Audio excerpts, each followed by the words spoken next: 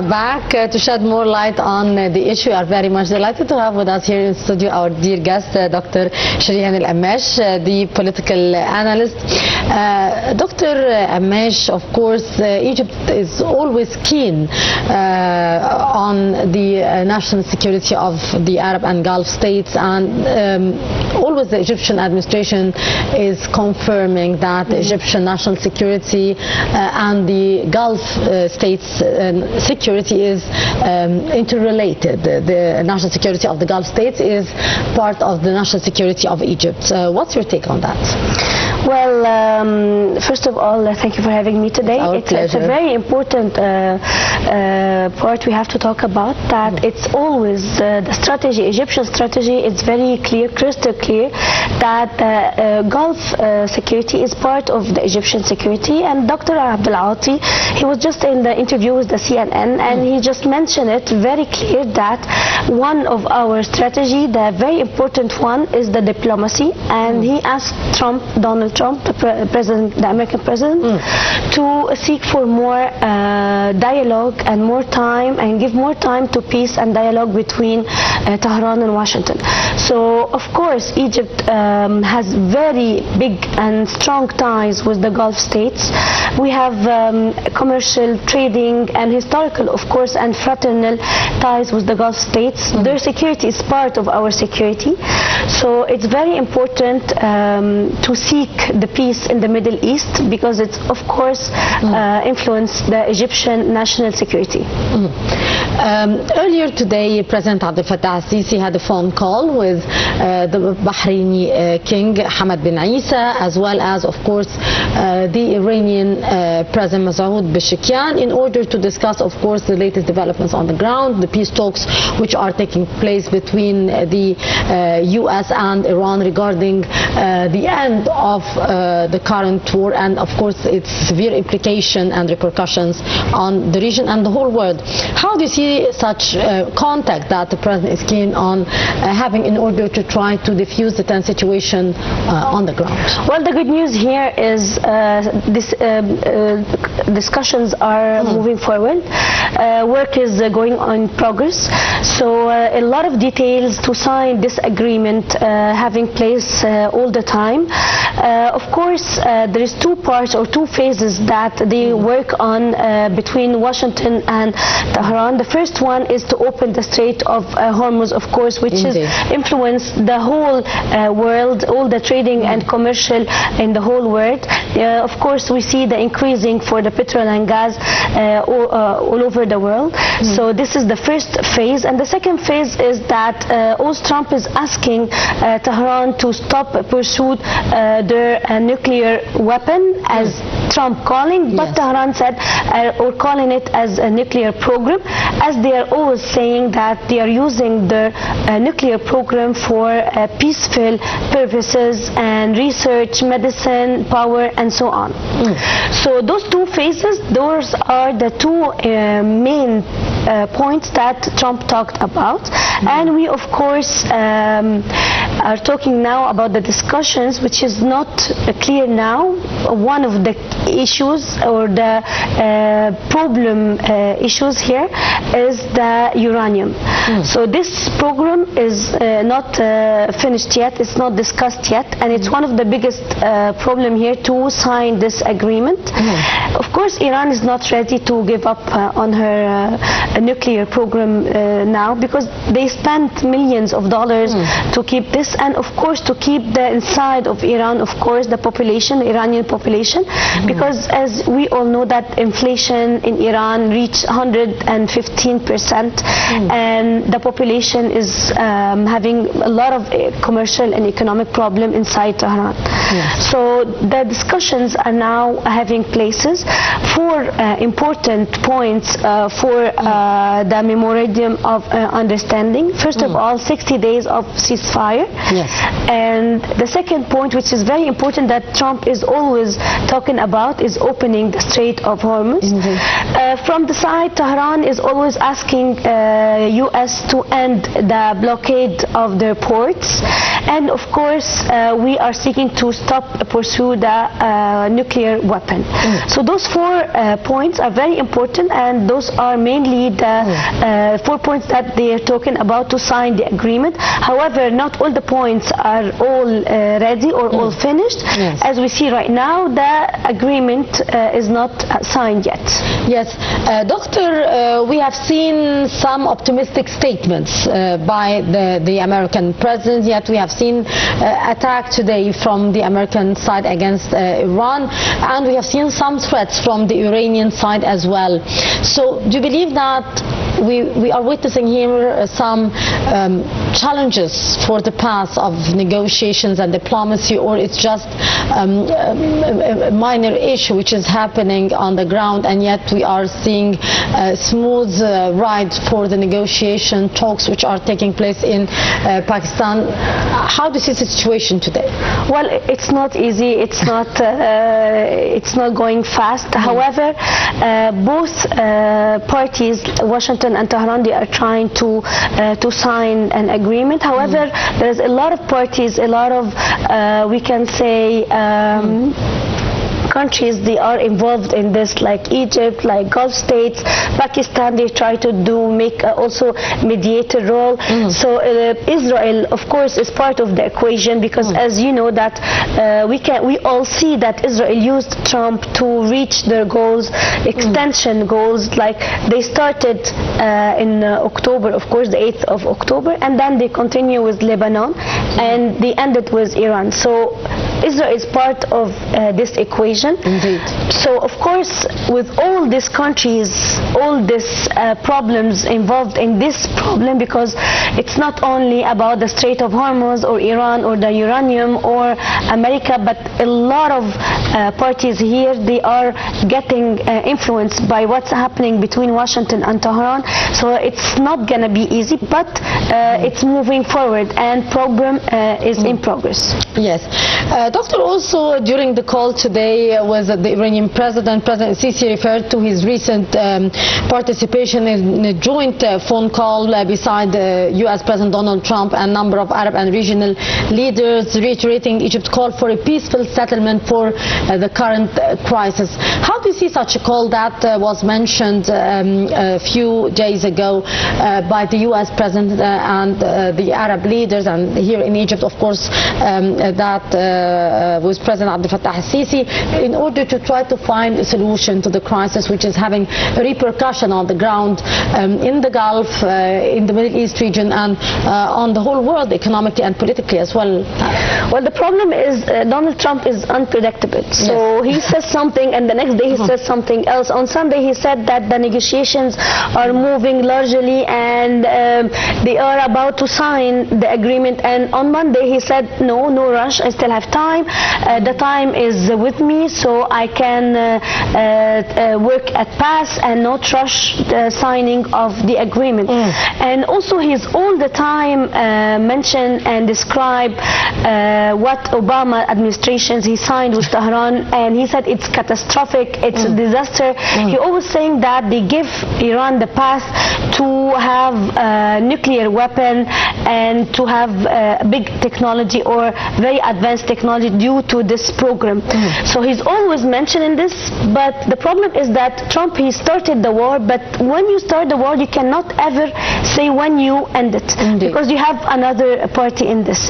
So Donald Trump is trying to be the man of peace. He's trying to be, he tried to win the Nobel Prize for Peace, but actually he wanted to end his term, his political term, and as a president for USA with good results. I'm not sure if this can happen or not, because we have this year midterm elections for Donald Trump. He might lose it because he has a big push inside America, especially from the conservatives and from Republicans, because what he's doing right now is a big pressure on the institutions for the states, and the price increase inside America is a big pressure on the institutions and on the American president. So he's trying to end this. However, he cannot end it by himself. So a lot of countries, they try to play the role of mediators, like President Abdel Fattah al-Sisi. Of course, we're seeking peace in the Gulf area. We're seeking peace in the Middle East, because we all know that we cannot work or having any prosperity with war in the region, of course. Doctor, what role can the deep cooperation between the cooperation between Egypt and the Gulf states on the military, economic, and political levels play in order to deter the regional conflicts and instability and any threats against Egypt and the Gulf and Arab states? Well, we are not directly in this war, but we can consult the Gulf areas. We can give them, or we can give them with military technology, military consultancy, but we are not a direct part of this war, of course. However, we are trying always to talk and make dialogues to have space and place in this. We are not with war. We are not with the bad influence on commercial or trading for the whole world. And also Europe is part of it. So Europe, they got involved of this because of the increase of gas.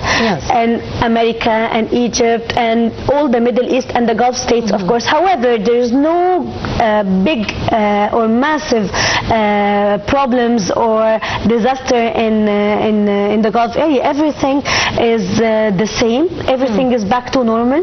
So they couldn't have a big impact on the Gulf states, and that can tell that we are all one hand. Egypt and the Gulf states, we are all working as a one man. Their security is a part of our national security, of course, and this is what the Egyptian diplomacy do all the time. We seek for more dialogue, we seek for more time and peace in the regional area and in the Middle East, of course. Doctor, how can Egypt succeed in balancing the regional stability with more diplomatic cooperation? We have seen during the past period, of course, great efforts exerted by the Egyptian diplomacy, by the foreign minister Dr. Badr Abdel Ati, in order to diffuse the regional crises. So how these diplomatic efforts can actually help in stabilizing the situation in the region and try to diffuse the regional crises either in Iran or even in the Gaza Strip? Well, actually, the Egyptian diplomacy is working around the clock. Yes, indeed. And great effort. All the ministers and everyone in power right now in Egypt, they are trying to do their best in talking with the two parties, Washington and Tehran. All the conferences, all the one-to-one meetings, all the reunions between the personalities in power in the Egyptian part and Washington and Tehran, of course, this all make a difference. This all will make good results for the Gulf area and for the Middle East, of course. Doctor, how does Egypt's foreign policy seek to combine both the national interest of Egypt with the broader concern of our Arab neighbors and brothers in the Gulf states and the Arab states? Well, we have a problem here. The Tehran is a neighbor country, but she's neighboring, but she's not an Arab country. However, Egypt mentioned and showed all the time cooperation with all their neighbors to keep security with Libya, with we have peace with Israel. till now, of course. So we are not trying to make any problems or to start a war with anyone. Indeed. We are just trying to make Egypt better again, to rebuild Egypt, rebuild the state of Egypt again. We all see all the programs, investments, and all the commercial conferences that Mr. President Abdel Fattah al-Sisi is making in Egypt, so we can have better economy, we can have prosperity in Egypt to be back on track once again. To what extent the diplomatic coordination could reduce the tense situation in the Middle East? Well, as I told you, the one who started the war is Trump, but he cannot end it. However, the diplomacy is always the best way to end war and to discuss with the two parties. So the problem here is we have another part in the equation, which is Israel. Yes, of course, she's part of the equation. So it's very hard to end this discussion between two direct parties, which is Tehran and US, and also they have Israel, which have big influence on Donald Trump, and they push on him. As you know, as I just mentioned, the midterm elections, and also the inside the Americans themselves, they have problems with the prices increase. So the petrol right now, it's $4.05 per gallon. So it's something very important for the American population. They talk always about money. Also, the President Abdel Fattah al-Sisi is Donald Trump. He's always talking as a commercial. He's always talking about trading. Even when he talks about these discussions, he doesn't mention agreement. He always says deal. He's always working in politics as deals, and how he finished the deal, how much he will gain, how much he can win in this war. So it's always with Donald Trump about economy, about money, because in the end of the day, he was an economist. He's worked in trades and economist in USA before being a politician, of course. So this is part of it. But the problem is there's a big pushback in USA for Donald Trump, especially from Republicans and conservatives inside the parties inside America. They're trying to push on Donald Trump to end this, because in the end of the day, it's not their war. They are not part of it, and it's not a direct threat on USA. However, it's a threat on Israel. That's why they want to end this nuclear program, or nuclear weapon, as USA they are calling it, because it's a big threat on Israel. Doctor, that would bring me to ask, to what extent do you believe that the Israelis are playing counter-attack or against reaching any agreement in the peace talks between the United States and Iran? To what extent the Israelis are trying to hinder any efforts exerted in order to try to end the war with Iran? They are not counter-attack. They attack. They start the attack actually, and it didn't start in Iran. They started in Gaza. So they started in Gaza, Palestine, and then Lebanon, and then now Iran. So Israel has big extension for land achievements they want to reach. So this is the problem. They are using USA to achieve their goals about extension and other lands for Israel. And it's very clear for the whole world. It's not something that they are hiding. They are telling and they are saying in front of everyone, and all the countries around the world, they have a big idea about Israel intentions, of course, and goals they want to achieve. Yes. So how do you see the peace talks as of today? Because, of course, we have seen some obstacles today with these attacks against Iran, as after we were talking about almost reaching an agreement a few days ago. So how do you see the talks going as of today after this attack? Well, one of the biggest problem here, or key problem, is the uranium.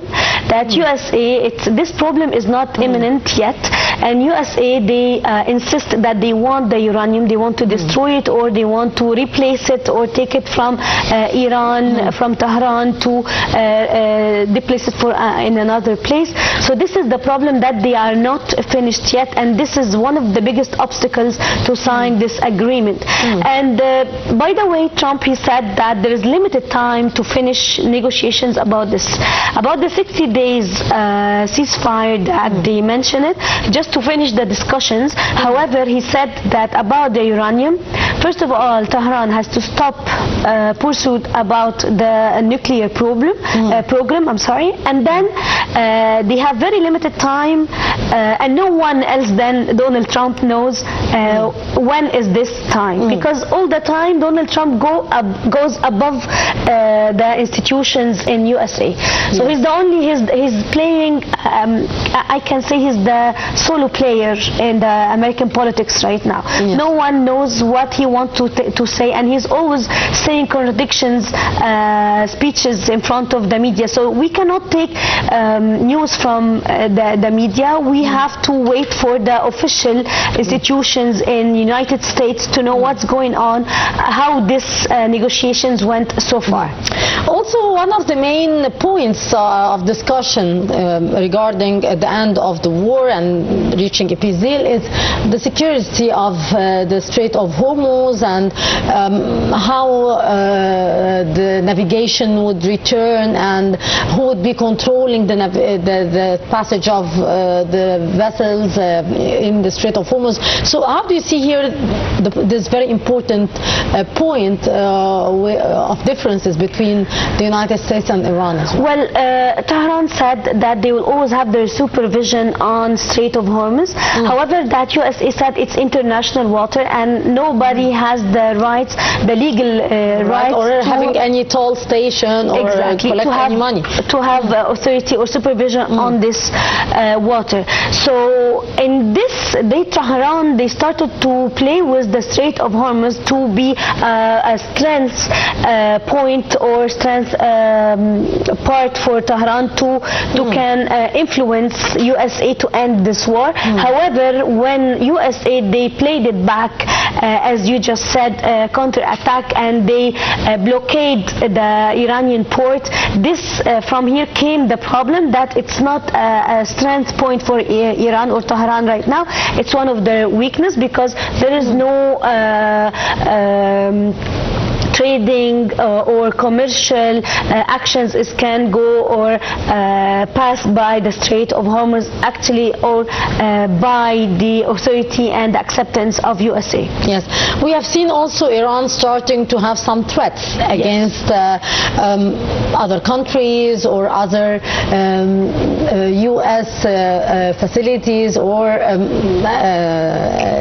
related stations in the region as well. So how do you see such threats? Are there just threats because of retaliation against what happened today, or we are going to witness recurrence of attacks between both sides? Well, the problem is the American has bases in the Gulf states. However, that the Gulf states, they are allies with other countries in the area.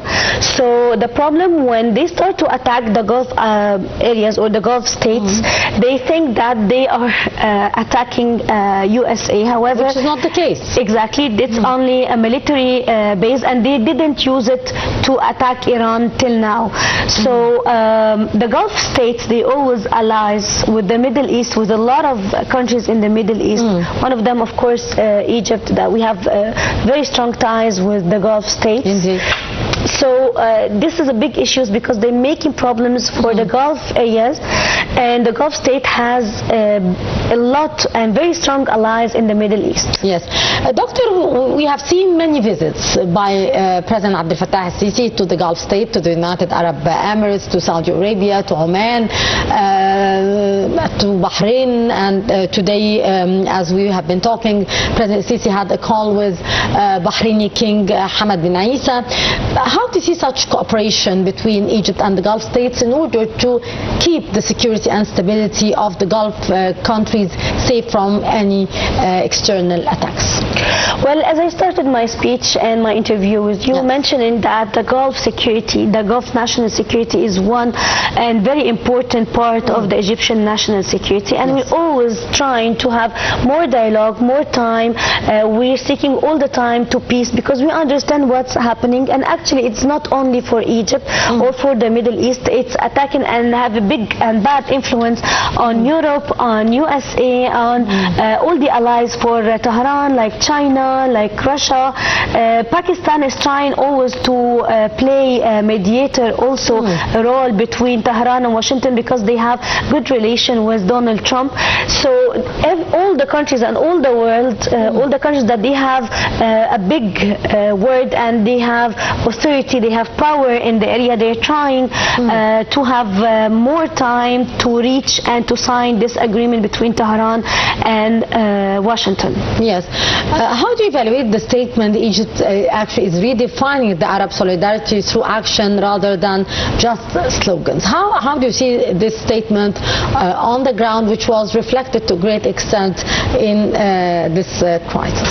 Well, it's never been slogan, it's never been only words or just a few sentences of saying that we have solidarity with the Gulf states. No, it's about history. We can read the history, we can know by numbers the ties, the economical ties and trading ties between Egypt and the Gulf states. It's very big and it's very long due to the history, and we will always keep the security for the Gulf states as it's very important for the national Egyptian security. Indeed, and with this very positive statement that will always be one, and the national security of the Arab and Gulf states is part of the Egyptian national security. Dr. Sherihan Al-Amash, our political analyst, thank you so much for being our guest for tonight. Thank you for having me today. Thank you so much. Thank you. Same for you. And with that, we come to the end of our daily debate for tonight, and have a very happy Feast of Sacrifice.